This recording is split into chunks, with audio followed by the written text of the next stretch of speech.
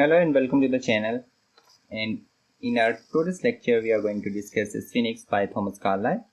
Okay, the book Past and Present, second chapter, that is Sphinx. So in this video, we are having the summary of Sphinx and introduction to the chapter. So let's go to the first slides. Okay, our first slide is about introduction. You can take it in summary as well. Okay, so as we know that in the preceding chapter, Carlyle has drawn an analogy between the condition of Midas and the condition of England. Okay, जो हमारी previous video थी, जो हमारा previous chapter है past and present का, जिसका नाम है मिदास, उस चैप्टर में हमने देखा है कि कार्लाइल ने मिदास किंग जो था, उसकी जो सिचुएशन थी, उसकी जो कंडीशन थी, उसे इंग्लैंड की कंडीशन के साथ कंपेयर किया है, एक एनालॉजी बनाई है और हमें समझाया कि कैसे इंग्लैंड की कंडीशन भी मिदास की कंडीशन जैसी है। ठीक है, इंचेंटेड वेल्थ, कर्स्ड वेल्थ, ठीक है, वही हमने उस चैप्टर में पूरा देखा था।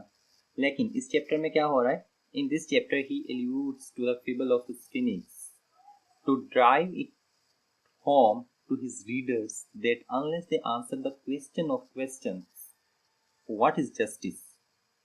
ठीक है, अब इसमें कार्लाइल हमें बता रहे हैं कि जो स्फिनिक्स की फेबल है, जो पहेली थी, स्फिनिक्स जो मॉन्स्टर था, जो हमने अपने ड्रामा ऑडिपस रेक्स, जो ग्रीक ट्रेजेडी है, ठीक है, बाय सोफोक्लिस, उसमें हमने पूरा एक देखा है कैसे ऑडिपस इसकी स्फिनिक्स की पहेली का जवाब देते हैं और स्फिनिक्स खुद को मार लेती है फिर। ठीक है, तो कार्लाइल इसमें यही बता रहे हैं कि हमारे पास भी एक स्फिनिक्स है, ठीक है, मॉन्स्टर है, और अगर हम क्वेश्चन ऑफ क्वेश्चंस, सवालों के सवाल का हम जवाब नहीं देंगे, और वो सवालों का सवाल कौन सा है? What is justice? जस्टिस क्या है, इंसाफ क्या है? अगर हम इसका जवाब नहीं देंगे तो क्या होगा? They will be destroyed. तो जो हमारा इंग्लैंड है, हम लोग क्या हो जाएंगे? हम डिस्ट्रॉय हो जाएंगे, हम तबाह हो जाएंगे। Even as those were destroyed who could not answer the riddle propounded by the monster Sphinx। जैसे वो लोग तबाह हो गए थे। कौन से लोग? जो स्फिनिक्स की पहेली का जवाब नहीं दे सकते थे। ठीक है, जैसे वो लोग तबाह हुए थे, इसी तरह क्या होगा? इसी तरह हम भी तबाह हो जाएंगे। ठीक है, डिस्ट्रॉयड हो जाएंगे, जैसे ये लोग डिस्ट्रॉय हो गए थे। Okay, in the old Greek and Egyptian fables, जो ओल्ड फेबल्स हैं, पहेलियां हैं ग्रीक की और मिस्र की, द स्फिनिक्स वाज अ मॉन्स्टर। स्फिनिक्स कौन है? ये एक बला थी, एक मॉन्स्टर था। ओके, क्या था इसकी, कैसी इसकी पर्सनैलिटी थी? हाफ ह्यूमन, आधा इंसान था, एंड हाफ बीस्ट, और आधा क्या था? वो बीस्ट था। ठीक है, डॉटर ऑफ टाइफोन एंड काइमरा, ये टाइफोन और काइमरा की बेटी थी। ठीक है, ये काइमरा कौन है? ये भी एक ग्रीक जो मेथोडोलॉजी है उसमें एक फेबल है। ठीक है, उसमें ये एक मॉन्स्टर है काइमरा भी, जिसकी अजीबोगरीब तरह की एक इसका वजूद है, पाँव जानवर के, टेल सरपेंट की, हेड शेर का, लॉयन का। ठीक है, शी इन्फेस्टेड थेब्स। कौन? स्फिनिक्स। स्फिनिक्स ने क्या किया था? इसने थेब्स को क्या किया था? इन्फेस्टेड किया हुआ था, जकड़ा हुआ था थेब्स को अपनी जो इसकी कर्स थी उसमें, setting the inhabitants a riddle and devouring all those who could not solve it. तो वहाँ के जो इनहेबिटेंट थे, ठीक है, जो वहाँ के रहायशी थे थेब्स के, थेब्स एक शहर था, एथेंस, ठीक है, वहाँ का, और वहाँ के जो रिहायशी थे उनको ये एक फेबल पूछती थी, एक पहेली पूछती थी, और जो जवाब नहीं दे पाता था, आंसर नहीं दे पाता था, ये उसे क्या कर देती थी? उसे किल कर देती थी, मार देती थी उसे। Oedipus answered the riddle. तो जो ऑडिपस था, किंग ऑडिपस रेक्स, ठीक है, उसने क्या किया था? उसने इसकी रिडल, इसकी पहेली का जवाब दे दिया था। Whereupon the Sphinx slew herself and the world was rid her। तो फिर जब ऑडिपस ने इसका जवाब दिया तो स्फिनिक्स खुद को मार लेती है। ठीक है, और जो वर्ल्ड होता है, वर्ल्ड मीन्स दुनिया, लेकिन यहाँ पर वर्ल्ड का मतलब है जो एथेंस, जो थेब्स के लोग होते हैं, जो थेब्स का एरिया होता है, वो इस लानत से हमेशा के लिए छुटकारा पा लेता है। ठीक है, तो ये इसकी इंट्रोडक्शन था। इसकी इंट्रोडक्शन में और भी चीज़ें, हम उन चीज़ों पर भी चलते हैं, उनको भी देखते हैं। तो हमारा ये जो चैप्टर है स्फिनिक्स, इसमें कार्लाइल ने क्या किया है, life is regarded as sphinx by Carlyle. Carlyle ने कहा है कि जो हमारी लाइफ है ना वो भी स्फिनिक्स है। कैसे? लाइफ हमें क्वेश्चन करती है और अगर हम उस क्वेश्चन का आंसर दे देते हैं तो हम बहुत ही ज़्यादा नवाजे जाते हैं, और अगर हमसे हमारी लाइफ के क्वेश्चन का आंसर नहीं दिया जाता तो हम क्या हो जाते हैं, हम फिर ख़त्म हो जाते हैं, हम फिर इस दुनिया में जी नहीं सकते। He says that she is a bride and treasure to the wise and brave who answer her riddle. Carlyle का कहना है कि ये जो लाइफ है ना, ये क्या है, ये ब्राइड है, ये एक बीवी है, एक दुल्हन है, एंड ट्रेजर और वेल्थ है, ठीक है, सोना है, खजाना है, किनके लिए, टू द वाइज, जो अकल रखते हैं, जो अक्लमंद लोग हैं, एंड ब्रेव, और जो बहादुर हैं। वो कौन है, वो आंसर हर रिडल, जो इसकी रिडल, इसकी पहेली का क्या कर सकते हैं, जवाब दे सकते हैं। But she is an agent of destruction to those who can not. लेकिन जो लाइफ के क्वेश्चन का आंसर नहीं दे सकता, लाइफ उनके लिए क्या है, उनके लिए एक एजेंट ऑफ डिस्ट्रक्शन है, उन्हें तबाह कर देती है लाइफ, ठीक है। इसी तरह लाइफ भी क्या है हमारी, ये एक फिनिक्स ही है, ठीक है। The great fact of existence is that there is justice. अब कार्लाइल कहता है कि जो ग्रेट फैक्ट है ना एग्जिस्टेंस का, वजूद का, वो क्या है, वो ये है कि यहाँ पर इस दुनिया में क्या है, जस्टिस है, इंसाफ है यहाँ पर। अगर हम ना करें लेकिन डिवाइन पावर क्या करती है, वो इंसाफ कर देती है, ठीक है। Okay, so further we can see Carlyle says that the unjust thing may seem to triumph for a time, but ultimately only the true and the just will succeed. अब कार्लाइल कह रहे हैं कि ये जो होती हैं हमारी अनजस्ट, ठीक है, जो नाइंसाफ़ी है, हम उसे देख सकते हैं कि वो एक टाइम पीरियड के लिए, एक शॉर्ट से टाइम के लिए वो जीत सकती है, ठीक है, नाइंसाफ़ी। लेकिन अल्टीमेट सक्सेस किसकी होगी, जो ट्रू होगा, जो ट्रूथ होगा, सच्चाई की, ठीक है, वो ही जीतेगा, जस्ट जीतेगा, मीन्स जस्टिस जीतेगी। नो अर्थली फोर्स और डिक्रीज, कोई भी जो दुनियावी ताकत है या दुनिया का कोई भी हुक्मरान, उसकी जो उसका जो फरमान है, ऑफ अर्थली कोर्ट, और जो अर्थली कोर्ट है, जो हमारे कोर्ट ऑफ जस्टिस हैं, जैसे हमारा हाई कोर्ट, सुप्रीम कोर्ट, ये वाले कोर्ट्स होते हैं, उनका जो फरमान या और कोई भी दुनिया की जो फोर्स है, वो क्या करती है, can prop up that which is unjust, वो जो अनजस्ट है उसे प्रोप अप कर सकती है, ठीक है।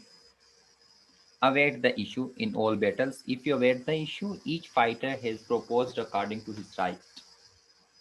his right and his might. At the close of the account were one and the same. अब आगे कह रहा है कि if England has enough men who care for divine justice and are able to see it, अगर हमारे England में भी ऐसे लोग होते, काफ़ी मिकदार में होते, जो डिवाइन जस्टिस को देख सकते हैं, ठीक है, जो डिवाइन जो जस्टिस है उसकी केयर करते और उसे देख सकते, तो फिर क्या होता, इट विल बी सेव्ड, हमारा इंग्लैंड जो है वो सेव्ड हो जाता। Otherwise it will surely be destroyed, वरना हमारा इंग्लैंड क्या होगा, यकीनन तबाह हो जाएगा, क्योंकि हमारे पास ऐसे लोग बहुत ही कम हैं जो खुदा के इंसाफ को और समझ सकें और उसे देख सकें।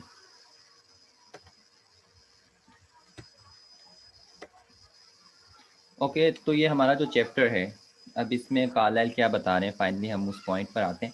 इन this chapter Carlyle set forth not only might is right but that right is might.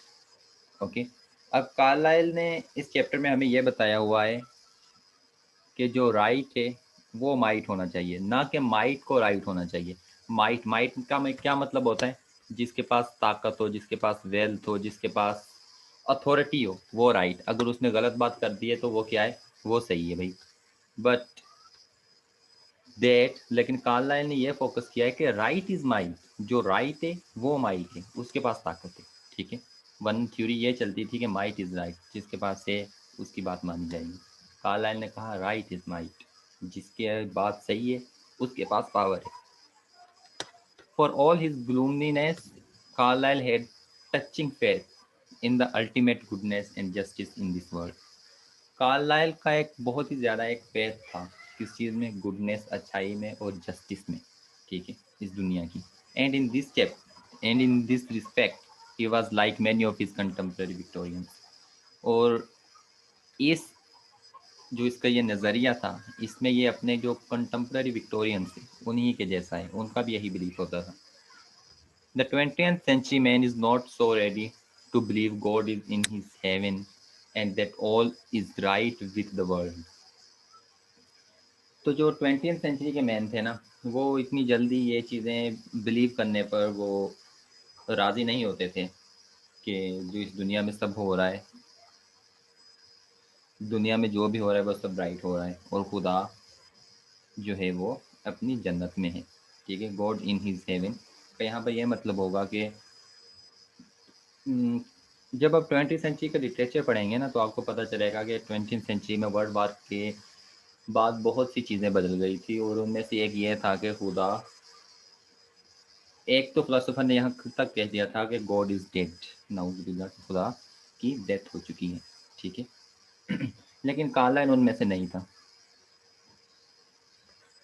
Carlisle has often attacked for identifying brute might with right and for preaching that what has succeeded must be the right.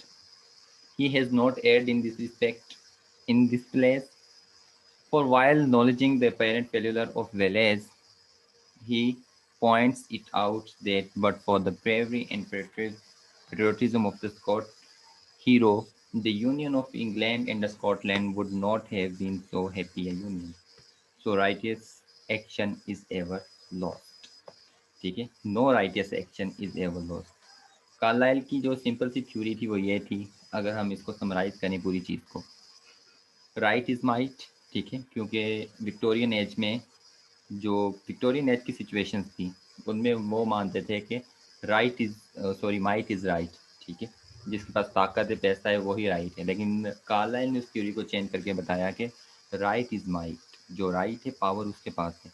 Carlisle ने इसलिए तो यहाँ पर ये कह रहे हैं इस चैप्टर की समरी में, नो राइटियस एक्शन, कोई भी ऐसा एक्शन जो राइट हो इज एवर लॉस्ट, वो कभी भी बेकार नहीं जाता, उसका सिला अच्छा ही मिलता है। जैसे ये एक स्कॉट हीरो था, कौन? वेलेस, ठीक है। इन्होंने क्या किया था, ये पेट्रियोटिज्म में हिस्सा लिया था इन्होंने, लेकिन इनकी डेथ हो गई थी विदाउट फ्रीडम ऑफ स्कॉट। तो ये हम अपनी आगे समरी में पढ़ रहे हैं चैप्टर्स की कि इसके साथ क्या हुआ था। So let's go to the summary of paragraph 1 to 3। जो हमारे पैराग्राफ 1 to 3 हैं उनकी समरीज, उनमें क्या मेन पॉइंट्स हैं वो हम आपके सामने रखते हैं। लेकिन ये पॉइंट्स हम आपके सामने रखने से पहले मैं आपको सजेस्ट करूँगा कि हमारी ये वाली वीडियो आप लोग ज़रूर देखें। जैसे ही आप हमारे चैनल में आएंगे तो आप प्लेलिस्ट में आइएगा, ठीक है। हमारी प्लेलिस्ट जो पास्ट एंड प्रेजेंट की प्लेलिस्ट है उसमें हमने एक इंट्रोडक्टरी वीडियो बनाई हुई थी जिसमें introduction of the Victorian age हमने बहुत अच्छे से एक्सप्लेन किया हुआ है। तो आप जब उस वीडियो को देखेंगे, ये जो हमारी फर्स्ट वीडियो है, ठीक है, past and present by Thomas Carlyle with his introduction, इसमें हमारी विक्टोरियन एज का भी इंट्रोडक्शन है। तो इसको आप लाजमी देख लीजिएगा, इस वीडियो से आपको बहुत ज़्यादा हेल्प मिलेगी और ये पॉइंट्स आपको और भी अच्छे से क्लियर हो जाएंगे, ठीक है। And kindly subscribe to the channel as well, okay. इसकी जो डिटेल्ड एनालिसिस होगा ना हमारे फिनिक्स का, ये भी हम आप तक इसी चैनल पर जल्दी लेकर आएंगे, ओके। हमारी नेक्स्ट वीडियो इसी पर होगी जिसमें हम डिटेल्ड एनालिसिस करेंगे जैसे हमने पीछे मिदास का किया हुआ है, ओके। सो अब हम चलते हैं इसकी समरीज पर। जो पैराग्राफ 1 to 3 है हमारी फिनिक्स के, उनकी समरीज पर चलते हैं हम। There is a truth in the old fable of phoenix. अब जो ओल्ड फेबल ऑफ फिनिक्स है, अब कार्लाइल का मानना है कि उनमें एक सच है। कौन सा सच है? This monster is none other but life. Carlyle की नज़र में वो मॉन्स्टर जो फिनिक्स है वो कौन है? वो जिंदगी है हमारी, लाइफ, डेस्टिनी इटसेल्फ, ठीक है, जो हमारी तकदीर है वो है वो Phoenix. Those who can solve the riddle of destiny escape the destruction and win a bride. The others perish. अब कार्लाइल कह रहा है कि वो लोग जो इस रीडर को, इस जिंदगी की कसौटी को सॉल्व कर लेते हैं, जवाब दे देते हैं इस पहेली का, वो क्या करते हैं? वो escape डिस्ट्रक्शन, वो तो डिस्ट्रक्शन, तबाह होने से बच जाते हैं। एंड विन अ ब्राइड, और उन्हें फिर एक दुल्हन मिल जाती है, ठीक है। लेकिन अगर जो लोग नाकाम रहते हैं ना, उन्हें क्या होता है, वो पेरिश हो जाते हैं, वो तबाह हो जाते हैं, वो डिस्ट्रॉयड हो जाते हैं। ठीक है, अब यहाँ पे बता रहा है फिर फर्स्ट और टू थर्ड पैराग्राफ में, मिदास वाज अनहैप्पी। जो मिदास किंग था वो अनहैप्पी था, क्यों? Because he did not know the solution of this riddle, nature's right truth. क्योंकि वो अपनी ज़िंदगी की रिडल का जवाब नहीं दे पाया था, इसलिए वो अनहैप्पी रह गया था। ठीक है, इसका जो नेचर का राइट ट्रूथ था वो उसका जवाब ही नहीं दे पाया था, तो इसलिए मदास अनहैप्पी रह गया था। A nation that is too foolish, एक वो कौम जो बहुत ही ज़्यादा फूलिश हो, बेवकूफ़ हो, लाइक मिदास, जैसे मिदास बेवकूफ़ था। To know the nature's right truth must also perish. जो नेचर का राइट ट्रूथ, जो हमारी कुदरत, हमारी फितरत का एक असूल है, जो उसे नहीं समझ पाते, वो क्या होते हैं, वो कौम भी तबाह हो जाती है। और ये यहाँ पर इंग्लैंड को वार्निंग दे रहा है कार्लाइल कि अगर आप लोग भी मिदास की तरह नहीं समझ पाओगे तो क्या हो जाओगे, तबाह हो जाओगे। आगे फिर पैराग्राफ 4 to 8 में कार्लाइल कहता है कि foolish man think there are no justice and run after seeming success. जो बेवकूफ़ इंसान है ना, मिदास की तरह, वो सोचता है कि यार जहाँ यहाँ पर कोई जस्टिस ही नहीं है इस दुनिया में, वो फिर क्या करता है, वो रन आफ्टर सीमिंग सक्सेस, वो जिस चीज़ को देखता है ना कि ये इस चीज़ में मैं कामयाब हो रहा हूँ, उसी के पीछे भागता है। यहाँ पर फिर इन टेड वेल्थ वालों को कार्लाइल ने पॉइंट आउट किया है कि ये इन लोगों को लगता है कि हम गरीबों के साथ जुल्म करेंगे और हमें इंसाफ नहीं होगा, और ये इसी के पीछे भागते हैं कि हाँ, इन्हें दोनों हाथों से लूटो पूरी की पूरी नेशन को। Great men in all the countries and in all religions have recognized that not only there is justice, but that there is nothing else but justice. अब देखो कितनी प्यारी बात कर दी कि जो ग्रेट मैन है, जो अजीम इंसान है, हर मुल्क का या फिर हर रिलीजन का, उन्होंने इस चीज़ को परखा है, इस चीज़ को एनालाइज किया है, देखा है, ऑब्जर्व किया है कि ना सिर्फ यहाँ पर जस्टिस है इस दुनिया में, but there is nothing else but justice. लेकिन इस दुनिया में कुछ भी नहीं इंसाफ के अलावा, इस दुनिया में है ही इंसाफ। ठीक है, however long the road be it leads to inexorable justice. Acts of parliament, अब आगे एक्ट्स ऑफ पार्लियामेंट का बता रहे कि जो पार्लियामेंट के एक्ट्स हैं, जैसे हमारे कुछ पुअर लॉ एक्ट जो हमने मिदास में पढ़ा हुआ है। ठीक है, और भी बहुत से एक्ट्स जो हमने पढ़े हुए हैं, विक्टोरियन एज की जो इंट्रोडक्शन, जो अभी मैंने आपको वीडियो दिखाई अपने चैनल पर, उसमें बहुत सारे पढ़े हुए हैं, आप वहाँ से वो देख सकते हैं। डिक्रीज ऑफ हाई कोर्ट, और हाई कोर्ट के जो डिक्रीज, जो हुक्म थे उनके, डिज़र्व रिस्पेक्ट, वो सारी चीज़ें ऐसी हैं जिनको, जो रिस्पेक्ट को डिज़र्व करती हैं, हमें उनको मानना चाहिए, नो डाउट, इसमें तो कोई शक ही नहीं है ना। But they can be effective only when they accord with eternal justice. लेकिन उनको हम तब माने जब वो एक हमेशा रहने वाली जस्टिस, हमेशा रहने वाले इंसाफ के मुताबिक हो। अगर वो भी नाइंसाफ़ी कर रहे हैं तो फिर हम उन्हें क्यों माने? और इंग्लैंड में उस टाइम ऐसा हो रहा था। The supreme court in the universe overrides these earthly tribunals, nor all the specious arguments and pleadings heard in the earthly courts can enforce or bring to pass that which is unjust. In this God's word there must be justice. अब Carlyle सिर्फ justice की बात कर रहे हैं। ठीक है, अब कह रहे हैं कि खुदा की इस दुनिया में देयर मस्ट बी जस्टिस, यहाँ ज़रूर ब ज़रूर जस्टिस, इंसाफ होना चाहिए। Though it may seem to take long to arrive, भले हमें ये लगे कि बहुत देर लग जाएगी इंसाफ होने में, लेकिन इंसाफ होना चाहिए। No amount of brute force और earthly success will prop up on the unjust thing. Death and darkness is the final of human success. ये वही चीज़ है जो हमने समरी में डिस्कस की थी। ठीक है, और डेथ और डार्कनेस क्या है, ये फाइनल ऑफ ह्यूमन सक्सेस का, ह्यूमन सक्सेस का जो फाइनल है वो क्या है, वो death and darkness. Okay, in paragraph 9 to 11 Carlyle says, of course things can not be set right at all at once. जो चीज़ें इतनी ख़राब हुई पड़ी, इतनी उलझी पड़ी हैं, उनको हम एक ही मर्तबा में सही तो नहीं कर सकते। There must be a slow process towards righteousness and justice. Justice, इंसाफ की तरफ जाना और सीधे रास्ते की तरफ जाने में का एक स्लो प्रोसेस है। जल्दी जल्दी नहीं जा सकते हम, स्टेप बाय स्टेप हम जाएंगे। But rest assured that in the and right will be might. लेकिन एंड रिजल्ट क्या होनी चाहिए, राइट विल बी माइट। जो सही हो उनके पास ताकत हो, ये ना हो कि माइट विल बी राइट हो जाए।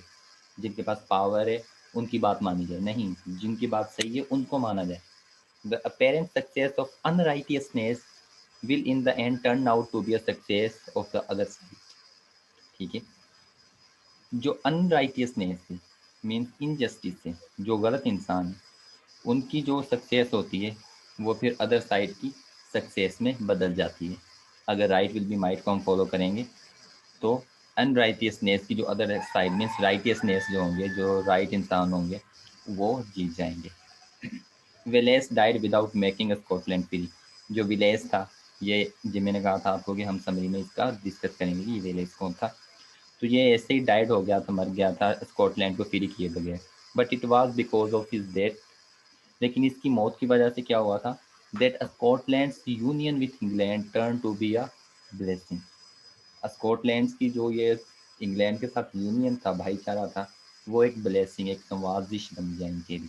वरना ये विलेस क्या चाहता था कि स्कॉटलैंड को हम इंग्लैंड से अलग कर दें। ठीक है, कंट्रोवर्सीज, और ये जो कंट्रोवर्सीज हैं, फाइट्स हैं, have their use in releasing the falsehood that is an excrescence upon true forces. In the end, justice और righteousness alone survives. अब कार्लाइल का मतलब यही है कि जितना गलत करना है कर लो, जितना ज़्यादा गरीबों को लूटना है लूट लो, आखिर में क्या होगा, जो जस्टिस और राइटियसनेस होंगी ना, वही सर्वाइव कर पाएगी, बाकी कोई भी चीज़ सर्वाइव नहीं कर सकती। तो इस स्फिनिक्स का मतलब ही ये है इस चैप्टर का। कार्लाइल इसमें सिर्फ राइट इज माइट, ये वर्ड्स आप अपने जहन में रखने, राइट इज माइट, इस पूरी चीज़ को लेकर कार्लाइल चल रहा है। अब पैराग्राफ 12 to 13 में कार्लाइल बताता है कि इन इंग्लैंड, इंग्लैंड में भी टू द सेम्बलेंस, ठीक है, is different from the true and just. यहाँ पर ये हमारा जो वर्ड जस्ट यूज़ हो रहा है ना, ये किस चीज़ के लिए यूज़ हो रहा है, ये जस्टिस के लिए यूज़ हो रहा है। ठीक है, तो कार्लाइल यहाँ पर हमें यही एक पॉइंट हमें देने की कोशिश कर रहे हैं कि ये जो सेम्बलेंस है, ठीक है, सिम्बलेंस किसे कहते हैं, स्पेशियस अपीयरेंस और जो शो होता है, ठीक है, या इसे हम एक एक्चुअल और अपेरेंट रिजेंबलेंस, ठीक है, जो एक्चुअल रिजेंबलेंस होती है किसी चीज़ की किसी के साथ, वो कार्लाइल कह रहा है कि जो ट्रू एंड जस्ट, जो सही और एक इंसाफ है, उससे डिफरेंट है सिम्बलेंस इनकी, जो अपेरेंट इनकी इनकी जो अपेरेंट रिजेंबलेंस है, ठीक है, वो इन दो चीज़ों से अलग है इंग्लैंड में। It is the duty of English man to penetrate the fact and give up semblance. तो अब कार्लाइल कह रहे हैं कि ये इंग्लिश मैन की ड्यूटी है, जो अंग्रेज़ है उनकी ड्यूटी है, जो इंग्लैंड में रहने वाले उनकी ड्यूटी है कि वो फैक्ट में पेंट्रेट करें, वो फैक्ट को पहचानें, और जो सिम्बलेंस है, जो उनकी एक नकली रिजेंबलेंस है, उसको छोड़ दें। The question of Sphinx to English man is this. अब जो स्फिनिक्स का क्वेश्चन है वो इंग्लैंड वालों से ये है, क्या है, व्हाट इज जस्टिस, जस्टिस क्या है। अब जो स्फिनिक्स की रीडल थी वो ऑडिपस से जो क्वेश्चन किया था वो अलग है, लेकिन जो इंग्लिश मैन इंग्लैंड वालों से क्वेश्चन कर रही है वो ये क्वेश्चन है कि व्हाट इज जस्टिस। ये क्वेश्चन इसी जैसा क्वेश्चन है, एक लाइक जेस्टिन पायलट, जो जेस्टिन पायलट था, ये जेस्टिन पायलट वो है जो जेसस क्राइस्ट की क्रूसिफिकेशन में जिस मुलविस था। ठीक है, इसने क्वेश्चन किया था व्हाट इज ट्रूथ। ठीक है, लेकिन ये आंसर के लिए रुका नहीं था जेस्टिन पायलट, क्योंकि इसे पता था अगर जेसस क्राइस्ट ने आंसर दे दिया तो ये झूठा पड़ जाएगा जेस्टिन पायलट। इसी तरह जो इंग्लिश मैन है ना, उनको फिनिक्स क्वेश्चन कर रही है व्हाट इज जस्टिस।